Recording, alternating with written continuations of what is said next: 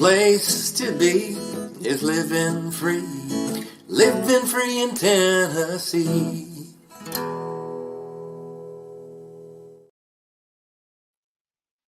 Welcome to Living Free in Tennessee, where we talk about building the life you choose on your terms. Today is April 14th, and this is episode 1027 of Living Free in Tennessee. We're doing a later than usual broadcast. I did want to, if you're in the comments and you hear the audio and it sounds wonky, let me know. I'm trying a different mic today because this temporary computer that I'm using does not like to work with my podcast mic. So we'll see if this sound is better. If not, I'll go back to the mic like I did last time. It was crackly on this mic for some reason, and I think the processing speed of this older computer was simply keeping up with the mic. Anyway, last night my bottle-fed ewe, whose name is Stormy, and we call her Little Sheep as a nickname, went into its doubling. Okay. Well, we're gonna start the show over, and then people who are on the audio podcast, because I also don't have the ability to edit audio right now. They're gonna have to hear this twice. So we will just do this, and you're gonna tell me better now on the audio, and we're gonna start over. Welcome to Living Free in Tennessee, where we talk about building the life you choose on your terms. Today is Monday, April 14th, 2025, and this is episode 1027 of Living Free in Tennessee. And for situational awareness, if you did not read the weekly mail, I do not have the capacity, or rather the ability or software to edit audio at this hot minute, because my computer with that software on it is at the repair shop. Haven't heard back from them, so I don't know how long it'll be. I do have an even older computer with the editing software on it, so if this goes on another day, I'm just going to try to get that computer to work well enough to get some of the past shows put together. But that means that this audio is going to be completely raw on the podcast, so we can get an audio podcast out today. I'm back after taking a week off to hang out with my nieces, which was amazing. It was actually not a terrible time for computer, because I thought I had a week to get it done, but then the repair shop said it would take 2 days to give me an assessment. It has been 4 days. I'm going to go look at them tomorrow if I don't hear back from them today. That's just the way it is. I might just take my computer away if they're like too busy to look at it. So anyway, last night my bottle-fed ewe went into labor. Her name is Stormy, and she's also referred to as Little Sheep. So this was one of 3 born to one of our ewes last year, and she got rejected by her mom or ignored. And I'm not sure if it's because they kind of got separated on 2 sides of the electric fence that time, or if the mom was like, I'm not taking care of 3. Our other ewe who birthed 3 did in fact raise all 3. So what we ended up with was Little Sheep in my living room for a long time. And if you were at the Living Free in Tennessee Spring Workshop, she was the star of the show in her little stable under Taj Mahal for the workshop. I was bottle feeding her there, and we had her there because Tactical was not at the workshop. He had to go somewhere else. And so like there was nobody to run back and forth and feed her, and there was no way I was going to end up, back and forth in the pasture efficiently. So we just left her there to be fed twice a day, and she was great. Pack Rat wants to know if I'm rested from last night. Not at all, Pack Rat. I am looking forward to bedtime tonight. That's all I can say. So we went live from the pasture just to give people a view of what it's really like to be on a homestead. And it was, I think, at midnight or 1 a.m. And Pack Rat like hopped in and said hi, but we were still waiting for lamb number 2 to be born at that point. So anyway, it ended up being a problem that Little Sheep is little yesterday. So, and it also was a problem that she decided to go into labor in the middle of the night. And I'm glad we noticed, because it would have been a terrible, terrible experience if it had noticed she was in labor. So we're going to talk about that long night in the pasture, as well as Tales from the Prepper Pantry, a shopping report, and Operation Independence. I did not do the frugality tip. I do have some in at this point, but if you want to send a frugality tip, email it to Nicole at livingfreeintennessee.com. I'm trying to keep this show a little on the short side. You can probably hear my voice is a little scratchy. This is because we were up pretty late last night. I didn't get to sleep till 4 in the morning, and then got up at 7, I think. So I'm probably doing a little better than Tactical, who got up at 5 for the wellness check at that time. Before we jump into the show, though, I want to talk about our featured event, which is the Exit and Build Land Summit at Polyface Farm. This is the 5th Exit and Build Land Summit that's been put on by the Live Free Academy. I have a link in the description of the YouTube video as well as the show notes for this if you want to check it out. It's going to be a pretty cool event, and it's always great to visit Permaculture Ground Zero, the man who has been able to use ethical and organic growing practices, rotational grazing to steward his land and make money. Those two things can happen together, and Joel Salatin has done that. So I'm pretty excited to be speaking at the Exit and Build Land Summit at Polyface Farm. It's May 23rd and 24th, and that's in Swoop, Virginia. There is information at Exit and Build. I think it's exitandbuildlandsummit.com, but I have the direct link to they have it set up as a course on Live Free Academy just for processing. So if you click that link, you'll go straight there. I am not set up as an affiliate for them right now, so it's not really an affiliate link, so you don't need to just seek that link out. I did tell Rebecca to mention it on the show, though, so y'all would know I'm going to be speaking there. I'm going to be talking about developing revenue streams on your homestead. So that's my topic, and I'm looking forward to, being at Polyface Farm when I'm not also running a hollow roast booth, although they are serving hollow roast coffee at the Exit and Build Land Summit at Polyface because, of course, our coffee has been featured at their event for year after year after year, and that's continuing this year as well. I'm really looking forward to that trip and hope to see you there too. I also want to thank our two sponsors of today's show. First one is agristaxadvice.com. And with tax day being tomorrow, I had to put him in today. So Matthew certainly works with you to analyze how your finances are flowing in and then suggests the best business structure for you to take advantage of the tax code, as well as various different tax write-offs that you can track, how to track them, any risks associated with them. So you keep more of your money in your pocket. And as you do your taxes, you're going to see how much of your money you don't keep in your pocket, which can be a pretty shocking number when you really think about it. Check out more at agristaxadvice.com/LFTN.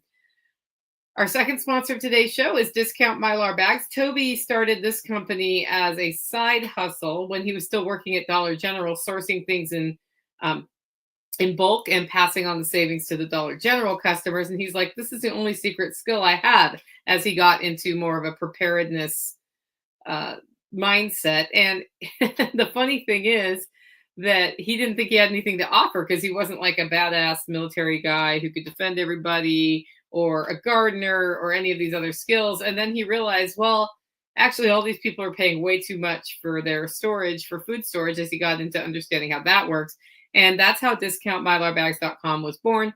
Since then, it's turned into his full-time job. And he actually, on our Facebook group, put a pretty cool video up just assessing. He took a course learning about AI, and he wanted to share some thoughts about that. I thought it was a great video. I will play that audio on the podcast at a future date.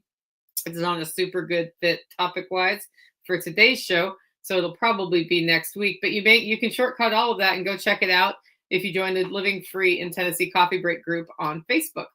With that, it's time for our first segment of today's show, and that's Tales from the Prepper Pantry, where we talk about storing what you use and using what you store. And yes, Pack Rat, there's some echo because I'm using the mic on the actual computer, which is the only mic that works on this computer for audio recording, unfortunately. It's either a processing issue or the two USB ports are squiggly and the data is not passing through them. I might try some contact cleaner on those after the show just to see if that helps, because goodness knows when I'm going to even see my computer again. Although I'm probably going to see it tomorrow, because if I don't hear from them today, I'm going in there tomorrow and looking at them in the face. That's my plan. Anyway, today Ryan Steva came and put up the last wood panels in the Prepper Pantry and Tactical instead of being on this show to give his perspective on our wonderful, terrible livestock experience last night. he is replumbing the utilities, so we haven't had any water all day, which is great right after you spent a lot of time in a pasture getting gross with birthing a lamb. But anyway, I'm not complaining. I just had to make my sarcastic. And we were using the outhouse today, so we're just making sure the outhouses work in advance of the Living Free in Tennessee Spring Workshop.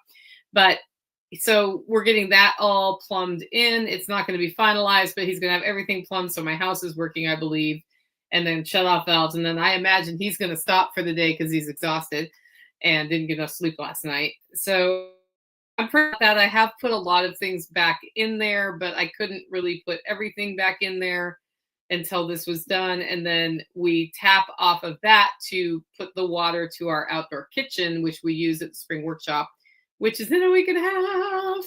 So I was like, it would help me get things set up faster if I had that water set up, first of all. And secondly, I don't really want to be running hoses from all over the place. So I'm just happy to get that project done all the way. And it's been a long time in coming, but it's been worth it to slow my roll and just like concentrate on that one. Because there are a lot of projects around here that need to be finished.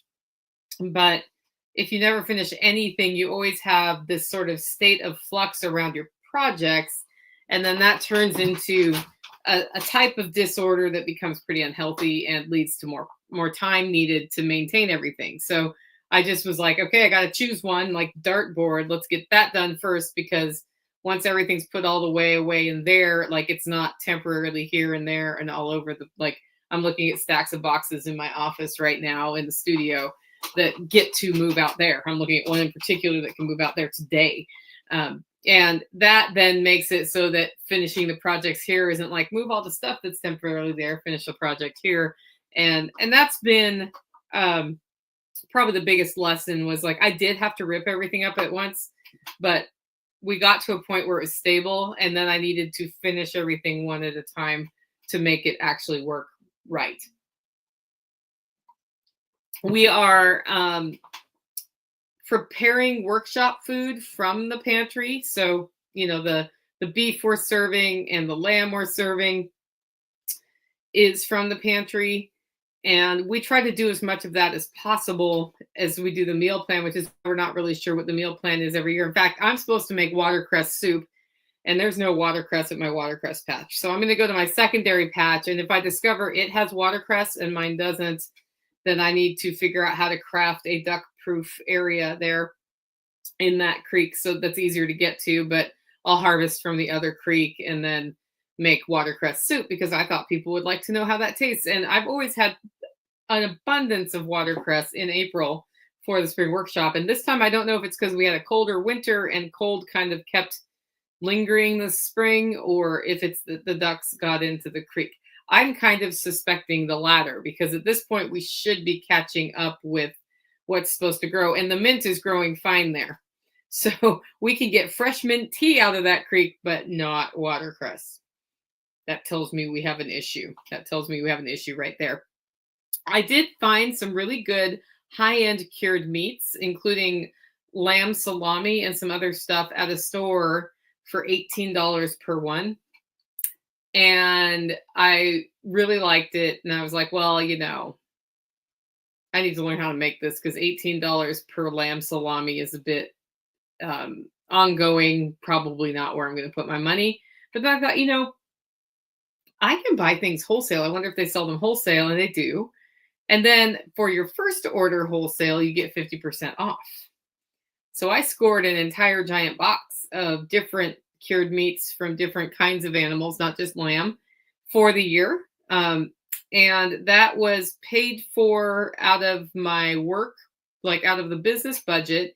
And we'll be serving those at the spring workshop as part of our charcuterie day. We'll add those. That's why I got them. And then if I want to buy one personally, I can buy it from the business, right? You see how that works. But it was about it was $5 per one. $5.50 per one versus $18 at the store. Usually it'd be closer to $10 per one, or $11. So, like moving forward, that's what it will cost. But sometimes you just see a deal like that and you're like, I do have a business federal ID. Speaking of keeping more of your money in your pocket, not for a tax reason. And I can buy in bulk and we will totally eat all those and or serve them at events or whatever, like it's for catering. And that's just one way how you're structured can impact how your budget is. So just throwing that one out there as an example of refilling the pantry, because I like to keep cured meats on hand. I like making cured meats. I haven't been investing as much time in making cured meats this year because I've been investing time in getting my zone 0 actually finished, which is probably going to take me the rest of the year, but it's getting better. I have to admit, it's getting better, right? It's getting better all the time. Yeah.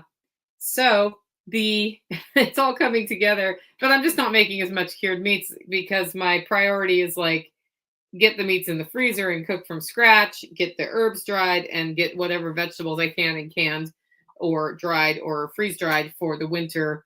And then from there, we go into more advanced things like, oh, do I want to make cured meats or cheeses, or like I'm keeping up with the kefir sort of, but I actually kind of left it a bit long, and then Mom tasted it and she was like, that was a bit tart. And then I let her taste a batch where I didn't let it go as long. She's like, oh no, that tastes good. That first one just sort of tasted like vinegar and I don't like vinegar. And I said, okay, I get you.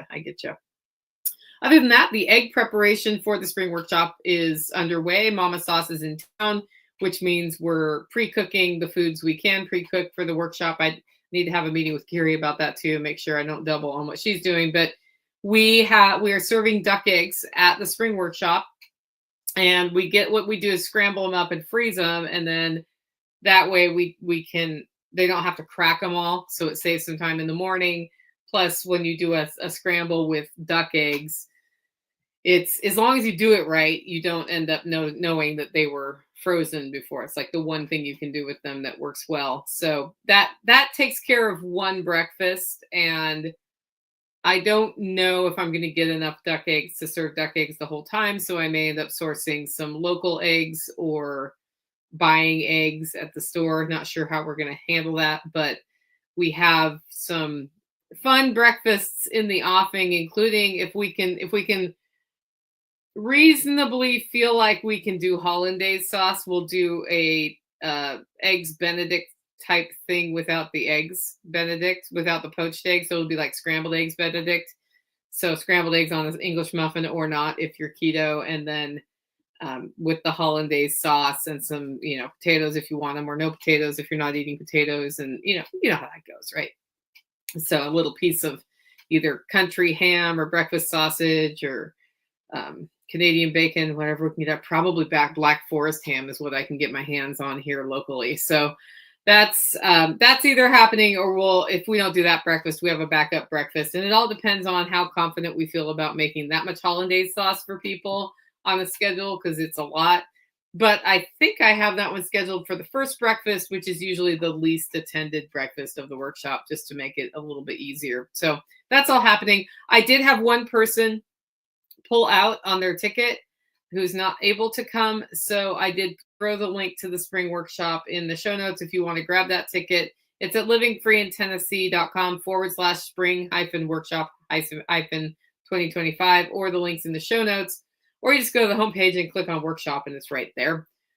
You got to get that in though by Thursday this week, I would say Thursday, Friday this week, or I will cut it off anyway, because I have my stuff done for the number of people we have.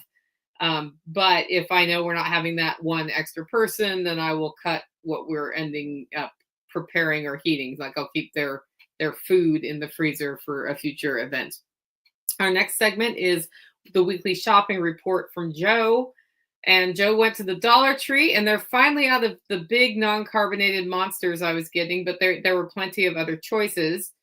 Stock levels throughout the store looked good. Sonia was able to get some craft items there lately. We also went to Hobby Lobby for some acrylic paint.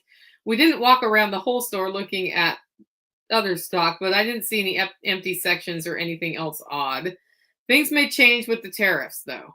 They were normal busy with a short wait to check out. The online price of a 2x4x8 at Home Depot is $3.85. And Aldi was last. We found everything we wanted. Staple prices were bread, $1.39, eggs, $4.97, so that's still way up. Whole milk, $2.92, heavy cream, $5.29, orange juice, $4.09, butter, $3.49. That's gone down a little bit. Bacon, $3.99, potatoes, $4.39, sugar, $2.99, flour, $2.35, and 80% ground beef is $4.59 a pound. Untainted regular gasoline remains $3.59 a gallon. So out of all that, the other big change is that there's no longer a 2 dozen egg maximum at Aldi. So I think we're kind of cruising out of that, the great egg shortage of 2025. So that's good. But you should totally just buy your eggs locally, guys. Support your local farmer, and then you have a relationship there through hard times, which is very helpful. Next up, we have Operation Independence, where we talk about developing ongoing local revenue and avoiding a need to pay a guy. And all of that equals having more financial stability, which has been my weak point in my walk to freedom, is having enough financial stability so that my GAF about what's going on goes lower and lower. Like the more financially stable you are, the more you know, okay, I have what I need if I have to pivot. And if I have to pivot in a really like scary way by like just leaving my homestead or whatever.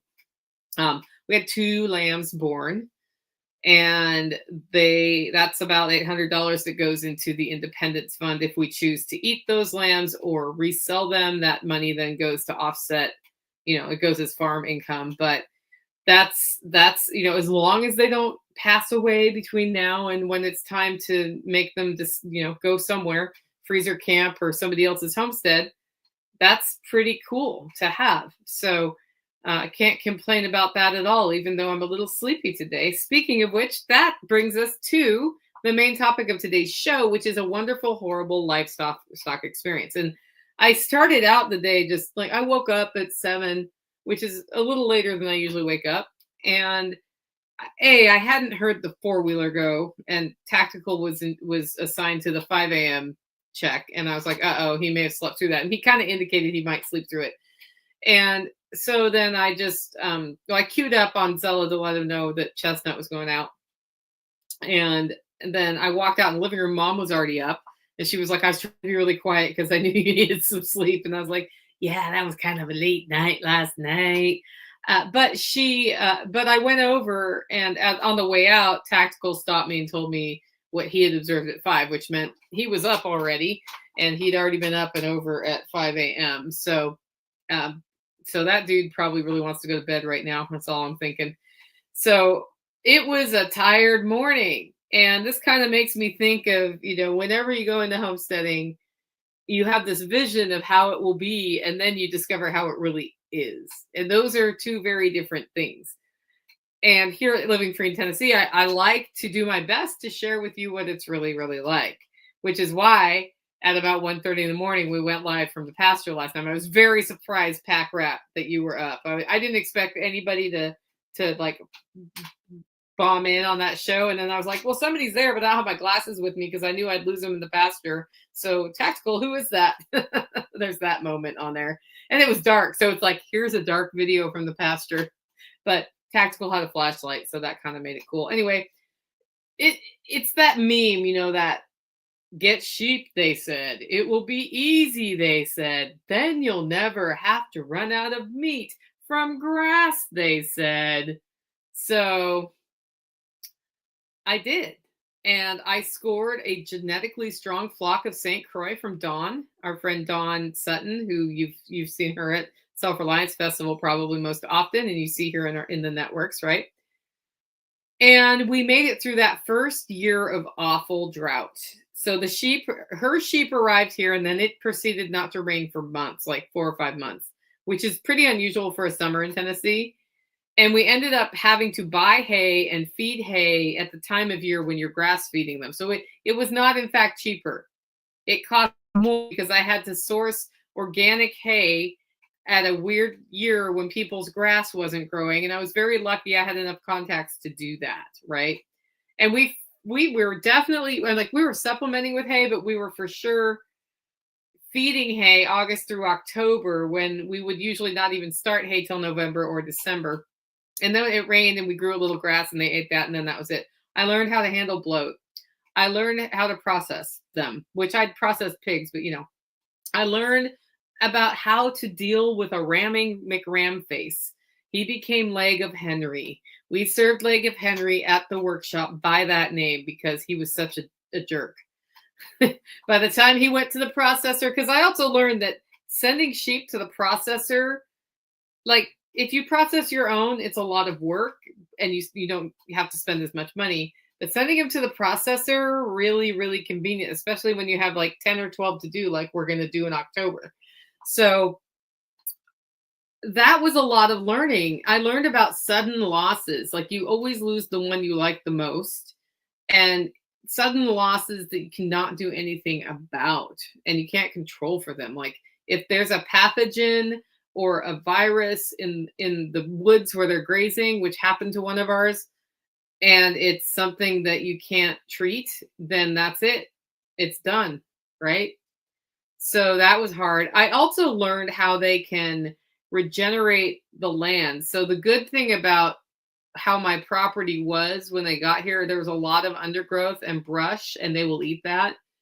And that's the only thing that really got us through that drought, was that it was so overgrown. So it wasn't like I had finely mowed lawns or something I was putting them on. No, it was like privet and wild rose and all this other stuff. And we had access beyond my 3 acres to another 2 acres that we own here. And then my neighbor's 16 acres, which was also very overgrown. So that was year 1.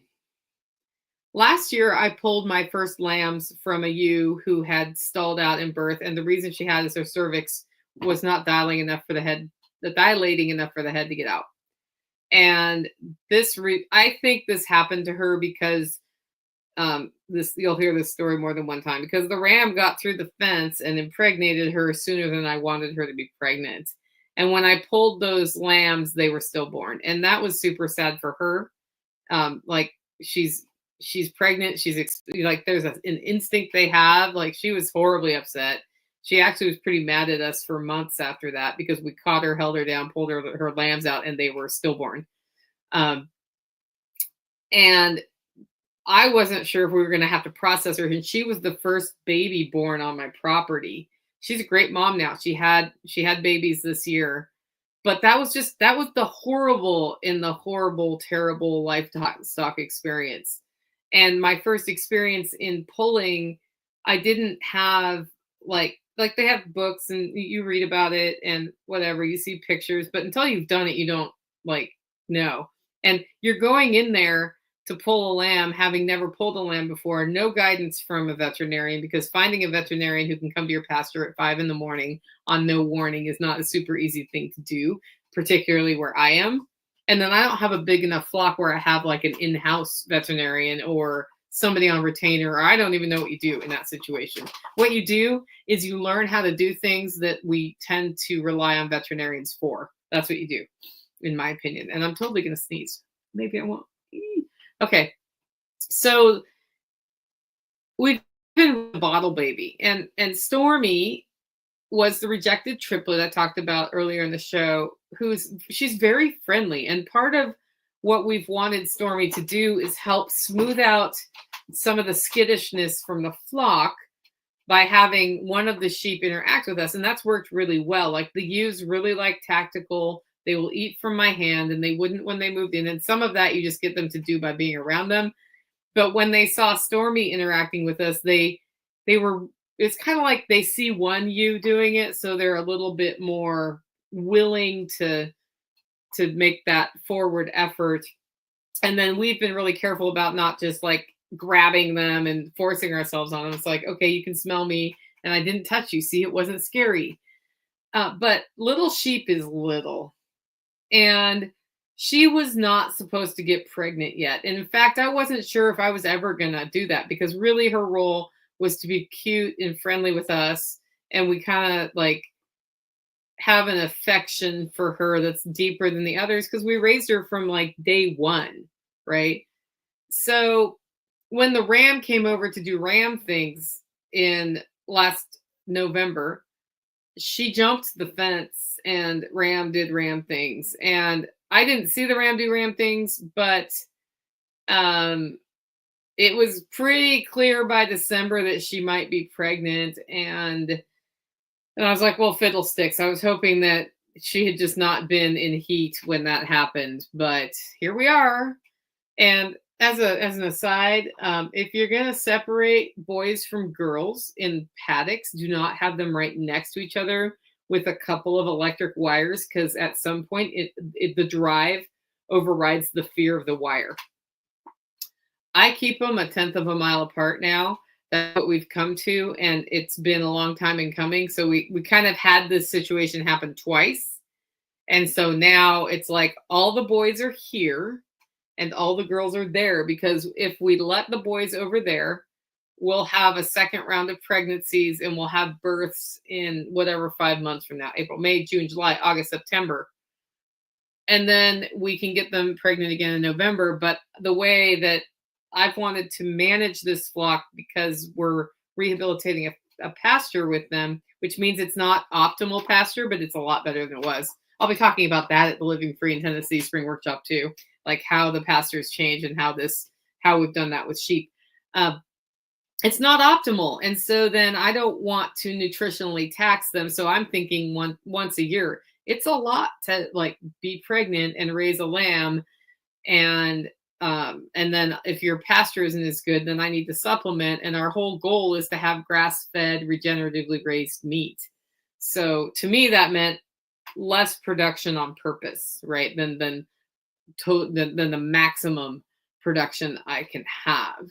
So now we learned this year that a 3.5-month-old ram can get a bunch of sheep pregnant, because we had a lot of births in the middle of the winter when we didn't want them. And I would like looked back at when we separated, and I'm like, yep, 3.5 months old. I'm pretty sure it was this one who was a single birth to a mom. So just like outgrew everybody else. He's a great ram. He's still here. But he's here with all the little boys that he made and that were born this winter. That's where we're at right now. So we were pretty attached to Stormy, and we liked to call her Little Sheep, and we had her ultrasounded, which is not something I would usually do. I would usually be like, they're pregnant, they'll give birth when they do. Like, an ultrasound's not going to help me. The only way that would help me is if I was going to breed anybody who wasn't bred, and we're not doing that. And also, we can put her in a car and drive her somewhere, because she's so friendly that that's not a problem. So we drove her to the vet's farm, and the vet ultrasounded her, and she saw 2 lambs in there. And she's like, they're going to be due in about April based on what I'm seeing here. So let's fast forward to yesterday afternoon. First of all, Sunday, the other pregnant ewe gave birth. That's a story you'll hear on Friday's Homestead Happening show, because it's a whole nother like terrible, wonderful experience. We were in the window for birth. I was like, Murphy's Law of my spring workshop is that I'm going to be pulling lambs. It's going to be one of those births where I have to pull lambs, and it's going to be during the spring workshop when I'm supposed to be presenting, but whatever. That's just what makes the spring workshop the spring workshop. You are on a homestead, and homestead things happen here. And I looked at her, like I went up the hill and looked at her, and she was swollen, which is a sign that labor is imminent. And so I was like, okay, I don't remember if it means same day or same week. So I looked it up, and it said it could be 6 hours. It could be up to 3 days. And so last night after dinner, we were tired. We had been doing a lot of setup for the spring workshop. And I was like, okay, it's the end of the day. We're going to eat dinner. We're going to like totally turn off our brains and watch a TV show. And I'm not going to talk about what we're doing tomorrow, even though I'm thinking about it, because I don't want to stress everybody out, right? So I looked at tactical, and I'm like, well, based on what I'm looking at here, Little Sheep was 6 hours away from labor or 3 days away when I saw her. And this is why. And tactical goes, yeah. I was thinking of checking on her one more time tonight after we saw her today, just to be safe. And understand that our pasture is super steep. It's a big hill, and they are at almost the tippy top pasture. They're They're not quite as far away as they could be, but they're pretty far away. And I almost was like, let's just bring her down to the barn so that it's easier to check on her, right? Well, I was like, I approve of this. And then I'm not going to go up there with you because I'm super freaked out about going up steep hills. And then if you add the fact that I can't see the steep hill, I'm a little bit more like nervous about being on a four-wheeler on a really steep hill, right? So he decided to check in on her around 11 o'clock. And I was already in bed by 9-ish or 9 or 10. I was reading a book and kind of just like dozing off. And my book's on my phone right now because I left my Kindle at Jack's. But I would have had my phone with me anyway, knowing he was checking on her. And the Zello app pipes up with, all it says is Stormy's in labor. That's it. And I was like, crap. I was like so tired too. And I like dragged my butt up and went out to the couch with my pillow and a blanket. And I sat there and I was like, okay, so what's going on? And he said, well, there's, the water bags hanging out. He sent me a picture of that and he explained the whole thing. And understand that we're down one four-wheeler right now. So there's only one four-wheeler that's working in the holler out of all of them between all the neighbors. We're actually down two four-wheelers because Nighthawks is torn apart too. And I was like, I'm going to have to. So when I ride up a hill on the four-wheeler in control, it's better psychologically for me than riding. I'm going to have to ride up on the back of the two-wheel drive four-wheeler to the steepest part of the pasture because that's where she is if I go up there. But I mean, hopefully the birth will just go well, right? And I won't have to worry about it. So I'm like, so how's it going? And I'm in my PJs, like totally tucked in for the night. And he's like, well, this is the picture. And I said, okay. He's like, how long is it going to be? And I said, could be up to half an hour before the baby comes out. And honestly, if that baby just comes out easily, it's going to come out easily whether we're there or not. And at a half hour, that's when you're supposed to start like doing pelvic exams and checking to see what, if there's a problem, if there's a breech one or whatever. He's like, okay, well, I'm going to come back down the hill and get warmer clothes. So I was like, okay. And I sat on the couch and I'm thinking like, should I go up there? Or should I just let him assess it and get me up there? If it turns into an emergency, what should I do? So he comes into the house and he's sitting there. I'm still in my PJs under the blanket on the couch, like laying there, like, I don't want to get up. And we talked about it like maybe 2 minutes. And I'm like, I just admitted, I'm like, here's the deal. I'm really freaked out about riding up that four-wheeler in the dark. And he goes, why? I said, because I can't see. So it's worse when I can't see. And he was like, okay. He's like, well, I'm going to go get my warmer clothes on. And I was like, okay, I have to take my own homesteader advice and be fearless right now. Because if there is a problem, two people is better than one. And if there is a problem, I tend to be the one who's more confident about medical things. And I am the only one of the two of us, if we end up needing to pull the lamb, who's ever pulled a lamb. So I know he would be willing to try to pull the lamb, but he's never pulled a lamb. And while it was stillborn last year, I had at least, been around the inside of a ewe and had an idea of what the anatomy was. So the second thing that was freaking me out is that my right hand hasn't been working. I am like literally using my mouse with my left hand because of a carpal tunnel flare up. And I haven't had carpal tunnel problems up until now, except for a brief period of time in my 20s. So it was just sort of out of nowhere, but I used a reciprocal saw too much. It flared it up and it's all the way up into my neck. And the strength of my grip isn't great. And so hanging on to the four-wheeler is a whole other thing. Plus, if I'm going to pull a lamb, which hand am I most confident with? Oh, the one that's not working right. So I was like, this is terrible. This is like the worst time for this to happen. It's the middle of the night and my hand's not working right. And I got to go up the hill and face my demons, And I was like, Nicole, put your big girl pants on. And I did, literally. And I also put overalls on. And I just was like, layers. And it's cold out there probably. So I put my fuzzy hat that Trish made us. And also my CrossFit Garage hoodie, just in case it was super cold. I'm like, because I'm about to go out there.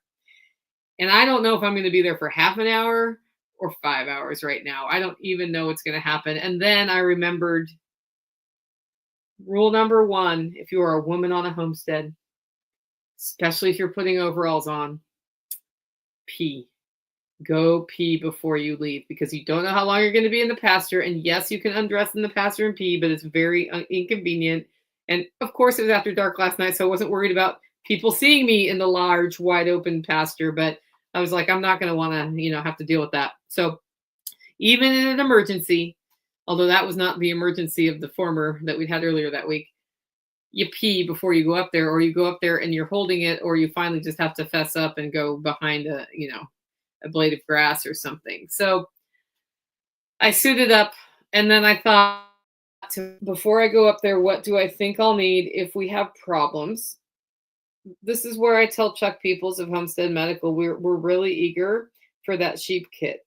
So I'm about to make one this weekend. So I'll email you what I put in it.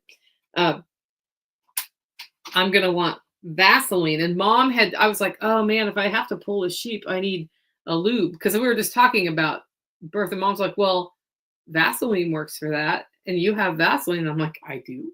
I didn't even know I had Vaseline. I don't even know how old the Vaseline is. And I opened the hall closet. Sure enough, there's Vaseline in my little bin of extra things. And I grabbed that, and I grabbed the super long gloves, and just in case. And then instead of just 2 gloves, like I usually just bring 2, I brought the whole box just in case. Because I'm thinking it's way up the hill. Every time I need something else, he's going down the hill and up the hill and down the hill. And it's 10 minutes back to my house. A 20-minute break every time he does that, pretty much. And I went up there, and I brought a lantern because I knew it was dark. So we got there about 11:45, and there had been no progress. I wasn't seeing active labor. And so, but she was starting to paw the ground, which is a sign that they're in pain. And she was up and she was down. So there was that, but you weren't really seeing any rippling or anything. And it wasn't like she was pushing. And then she did. And 2 little feet came out. And I'm like, I don't see a nose. I want to see a nose. I want them to come out like this with their little nose, right? No nose. Like, that better not be the back feet. I'm going to have a coronary, because what you're supposed to do is go in there, turn the lamb, and then let it come out forward. Although I believe you can get them out backwards, but that's really bad. And she's tiny. Little sheep is a little sheep. So I started seeing signs of active labor, and it wasn't progressing the way I would expect it to. And a year ago, when I pulled the lambs stillborn, I think had I gone in sooner, which would have been hard to do because we had to catch her, I think we might have saved those lambs too. And so I decided, she started labor at 11. It's close to midnight now. I'm going to, on her next active contraction, just go up in there and feel and see if I can help her get it out. And its little feet were just hanging out by this point. So so he got a hold of her head when she was in active labor, and she ended up laying down during this. And I went up in there, and she did not like that at all. It was clear that hurt her. And then they were talking about a lamb I really liked. So I'm trying not to cry because I don't want to hurt little sheep. But also I assessed what we had was a stuck lamb, and its feet were out, but she was not dilated enough for it to go over its head, is what was happening. So its head was it ended up with all of its legs out, and its head was just stuck. And I was at least had a lot of lubrication on my gloves, and I was up in there with one hand, and he was keeping her. So I was having to pull. So I was unable to pull it. At one point I pulled and heard a snap and thought I broke a leg of the lamb. And I'm like, great. And I think the lamb is dead. And this is I was super sad about the whole situation, and I wanted to give up.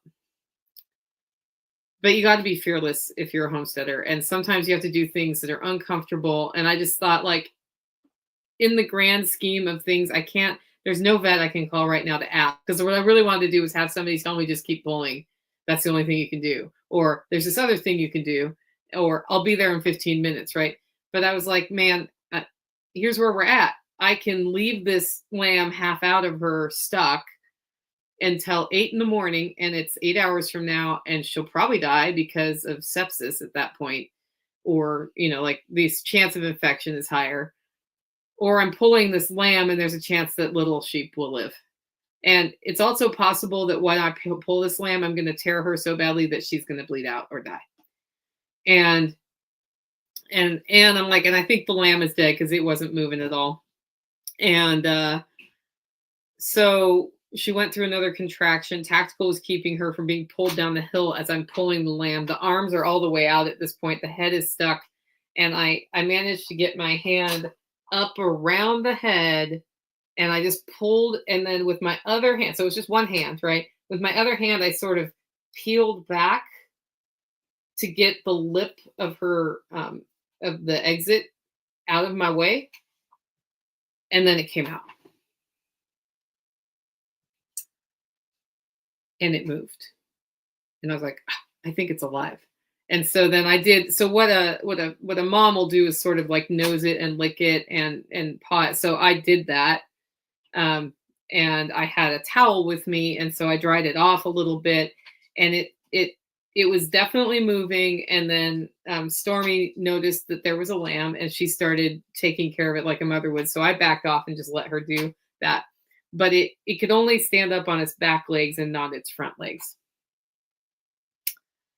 And I was like, yeah, I think I broke the legs. So it's like, then we're going to have to decide, do we splint the legs and just whatever, or is it going to be a cull? And then that's going to be super sad for Stormy. And I was like, well, I can't tell if I broke the legs, and, and we don't want to touch it or get in the way of the bonding as much as possible. So, I was just shocked that lamb was alive. And then Stormy wasn't visually bleeding out like she was. If there wasn't a bunch of blood coming out, she was just like normal amount of birthing material. And she was instantly like, that's mine. I'm bonded to it. Like, this is awesome for me. Like, she was total. It was not a bonding. There was no bonding challenge. Like, sometimes new mothers have a hard time figuring out what in the world's going on. But, she was pawing at it, trying to get it to stand up, and it would try, and then it wouldn't work, and it was very weak. And then it took about a half hour. It finally was able to stand up, and it stood up on its front legs. I had not broken its front legs. I don't know what the popping noise is that I heard. It could have been something with its mouth or its head. I've actually since spoken to a veterinarian who told me as long as the umbilical cord's there, you can do whatever you need to the head, and it's going to be fine as long as you don't break the neck. Because of course, with the broken neck, it's not going to do anything later. And so it stood up, and that was about when we went live from the pasture. And I'm like, okay, we're past the agonizing will it stand up phase, and now we're going to watch it look for a tit for the next however long until it figures that out. And it's always, anybody who's seen a lamb born, like, it's not like they just know what to do and it's right there and they're on it. They're licking their mom's face and her foot and her tail. And they're like, I know there's something here I should be doing, but I don't know where it is. And then they get near, and then they like fall through and go out the back. And that went on for another 45 minutes. And by this point, it was, let's step back and paint the scene. And this is the wonderful, Pack Rat says cartilage, maybe. The wonderful part of this is that last night was warmish, pleasant, dry, not raining, not a lot of wind, and a full moon. So while I had a lantern up there, I didn't have it on the whole time. I could basically see what was going on in the full moon, and there was no reason to just keep that light on the whole time. And it's like at the top of the pasture is a beautiful view. So we're sitting out here peaceful. A baby's just been born. Holy cow, it's still alive. I didn't kill little sheep yet. And all I have is a little ewe lamb not nursing. And so the little ewe lamb didn't nurse. And finally, I'm like, okay, it's been over an hour. Or it was before that. So first Tactical went down and got tea, and we're having like hot tea in the pasture, watching this go down. And I was like, okay, go down and get the colostrum replacer and make some. And we're going to make sure she gets colostrum in her, because her body temperature seemed okay to me. But I didn't have a thermometer with me. I should have had that. So I'm like, go get it. And then while you're there, you probably need to put gas in the four-wheeler because you've been up and down the pasture like 90 times today. He's like, yeah, that's a good point. I was going to say next time I'm down, I need to put gas in there. So he goes down the hill and he got to my house. And the minute he got there, she finally latched on and had like legitimate, I witnessed it, got milk, or actually got colostrum. And so I keyed up and I'm like, I don't need a colostrum replacer anymore. She's on the tit, like it's all good. And so then he gassed up and came back. And then it was 1:30 a.m. And understand that she went into labor around 11. I pulled the lamb at midnight. 1:30 in the morning, there's still no second lamb. And we had an ultrasound that said there was a second lamb. And little sheep didn't look like she was in labor. She was grazing. But also there had been no colostrum. Not colostrum. The placenta had not passed. So we're just sitting there and, watching this little ewe lamb not find the tit a lot. And then every so often close the deal and like get colostrum. And I just looked at him and I was like, if I didn't know there was a second one in there, I would be going back home right now and letting these guys just bond and not worrying about it really. And just, I'd be worried about, did the lamb make it through the night and get up early and come over and see it? But I know there's a second one in there because we got an ultrasound.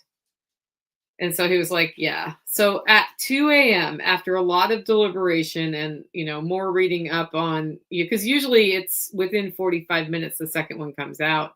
I'm like, we may have a stuck labor. And my choices with a stuck labor are wait until I can go to a vet to take care of it, which would be at 8 o'clock in the morning. Or I do a pelvic exam and I pull the dead lamb. And I've done that once before with last year. And I was like, I just like, as traumatic as that was to little sheep, I'm really afraid that a second one coming out is going to be the thing that puts us over the edge with her. And I can't imagine she wants me doing a pelvic exam right now after all that trauma to the area. And especially as hard as I had to pull to get that one out, I was like, is it possible she had one before? But she was pretty clean when she started. So I was like, I don't think she had one before. And then we were seeing her second lamb. So after a lot of deliberation, we decided I needed to do the pelvic exam. And I said, I would rather do this in the barn. And I think we need to take them to the barn for the night and probably another day while this little one who's not as vibrant as I'd like gets just a little bit more access to mom's milk, and we make sure they're really well bonded. Plus we already have another mom and lamb in there for a similar reason. So we're going to have to bring them all, like we can bring her down. And then if we have the vet there in the morning, she's down the hill and we don't have to go up there and get her and bring her down the hill for the vet. Because we were at this point, not entirely sure we weren't going to have a veterinarian out in the morning anyway. So I kidnapped the ewe lamb. And I'm pretty sure I haven't been forgiven yet for this. I kidnapped the ewe lamb and used the mother's drive to get her under the fence. And Tactical had to like push her under it because she's freaked out about getting shocked by the fence. But we had the fence up. And then she kept wanting to go back up the hill where she thought her lamb was. And I was like, no, it's right here. And it would bat. And then she'd come running and smell it and be like, okay, there it is. And then she'd be like, why aren't you putting it down? You're supposed to let me bond with mine. So she was pretty upset with this whole situation.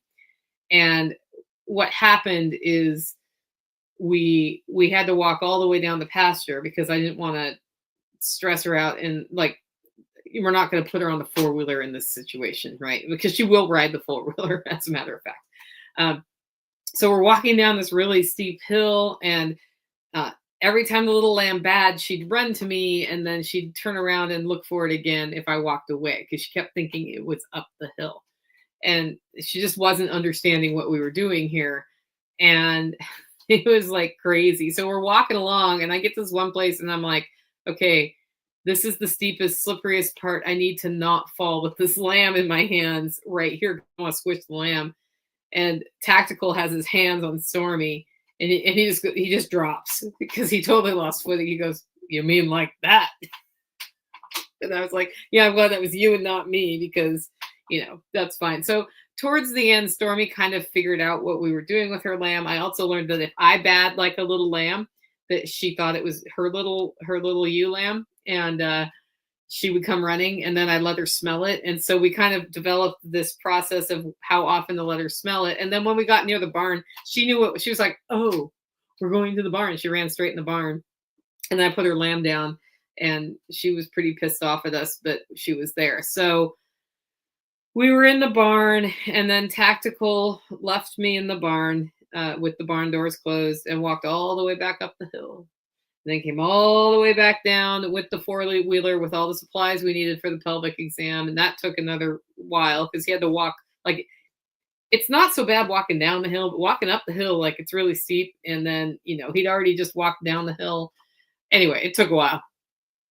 And so I did the exam. And the way we did that is he just held her head, and I used about a half jar of Vaseline because I was like, I want to do as little risk of any damage as possible. And I went in to feel for the other lamb, and you go up to I was up to about my elbow, which is kind of amazing when you look at the size of it. You're like, wow, there's a lot of space in there for me to do this.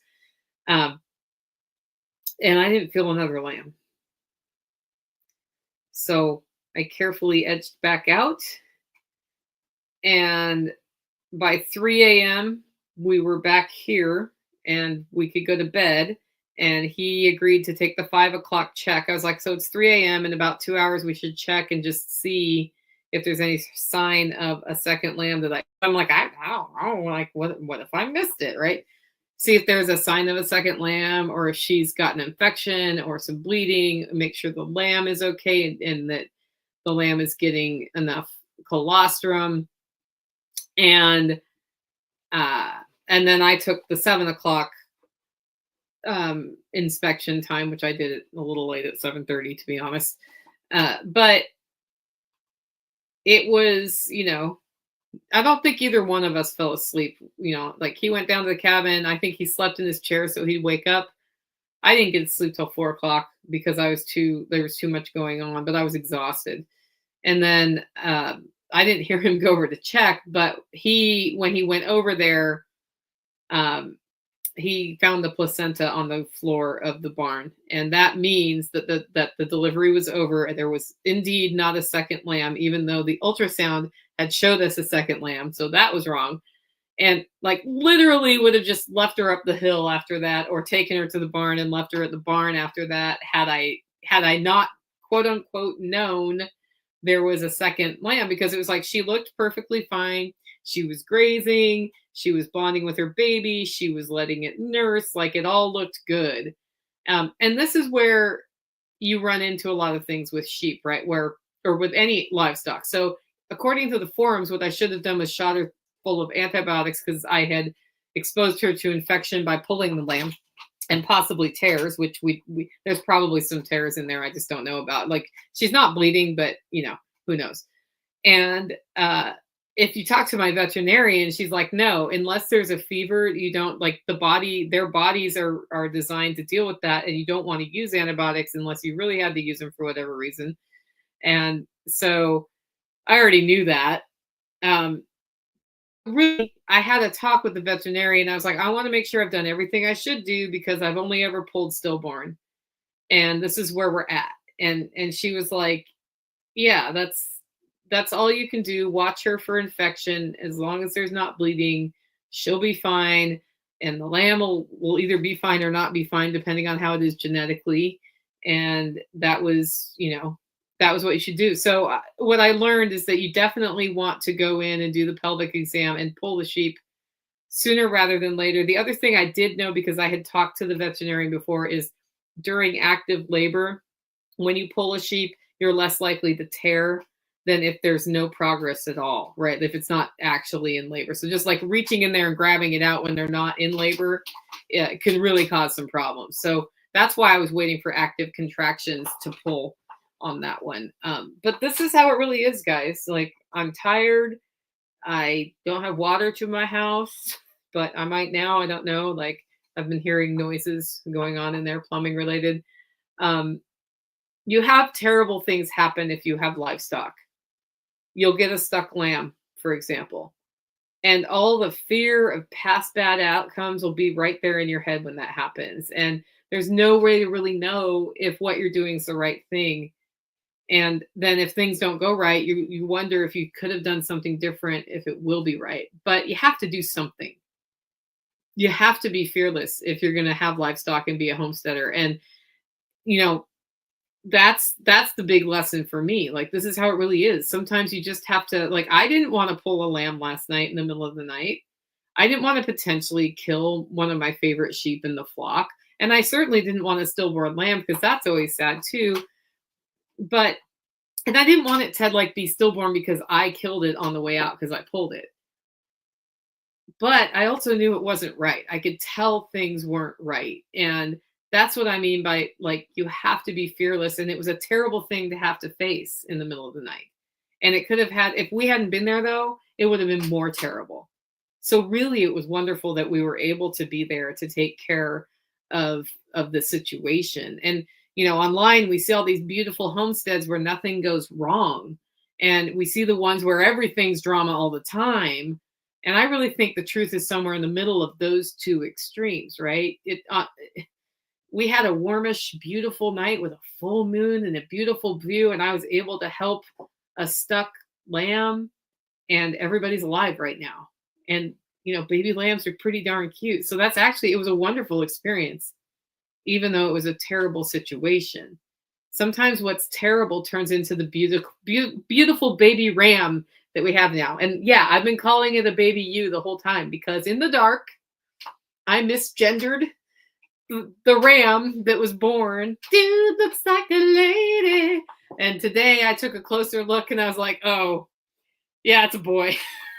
So we do have one girl and one boy born this week, and that's the last of our birthing season, just in time for the Living Free in Tennessee podcast. So, even the terrible things can be wonderful on the homestead. And if you're going to have livestock, just remember you got to be fearless, because if I had not been willing to help in that situation, it would have been a much worse outcome for both the baby and the mother. And, so we learn about medical preparedness for when doctors aren't there. Well, what about when veterinarians aren't there? This shouldn't keep you from having livestock, but boy, if you can find a mentor, it's really super helpful. Anyway, if you like and want to support the work I'm doing here, you can do it in two ways. One, get your coffee at hollowroast.com. Two, consider becoming a member. Head over to livingfreeintennessee.com to find out more about that. And I just see the video for the first time. It's really dark in here. That's this new old computer. Hopefully we'll have the studio back by the end of the week. With that, guys, go out, make it a great week.